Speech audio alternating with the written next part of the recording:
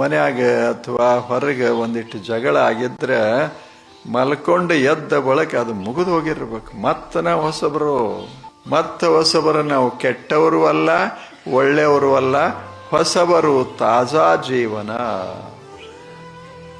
ಹಾಗ ಪ್ರತಿ ದಿವಸ ನಾವು ಹೊಸಬರಾಕಿ ಬಾಳಿ ಕೊಟ್ಕೊಂಡ್ರೆ ಅದಕ್ಕೆ ಅಧ್ಯಾತ್ಮ ಜೀವನ ಅಂತ ಕರೀತಾರೆ.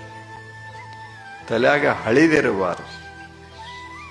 ಈಗ ನೀವು ಹೊಸಬ್ರು ಹೌದಲ್ಲ ಹೇಳಿ, ನೀವು ತಲೆಯಾಗೆಲ್ಲ ತುಂಬಿಕೊಂಡೇ ಬಂದು ಇಲ್ಲಿ ಕುಂತಿದ್ರೆ ನಮ್ದೇನು ಯಾರು ಕೇಳೋರು?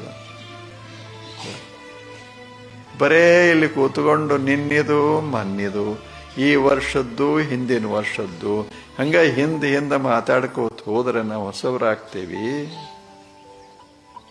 ನಾವು ಹಿಂದೆ ಬಹಳ ನೋಡಬಾರದು, ಮುಂದೆ ಹೋಗ್ತಾ ಇರಬೇಕು. ಅದೇ ಅಧ್ಯಾತ್ಮ ಜೀವನ.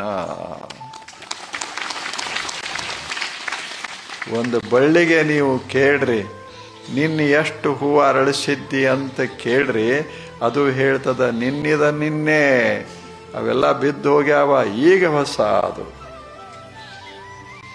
ಹಾಗ ನಿನ್ನೆ ತಕ ನಾವು ಹೇಗೆ ಬದುಕಿದ್ದೇವೆ ಅದಕ್ಕೆ ಬಹಳ ಮಹತ್ವ ಕೊಡಬಾರ್ದು. ಅದನ್ನು ಮರೆತು ಬಿಡೋದು, ಏಳುವಾಗ ನಕ್ಕೋತ ಹೊಸ ಜಗತ್ತನ್ನು ಪ್ರವೇಶ ಮಾಡೋದು.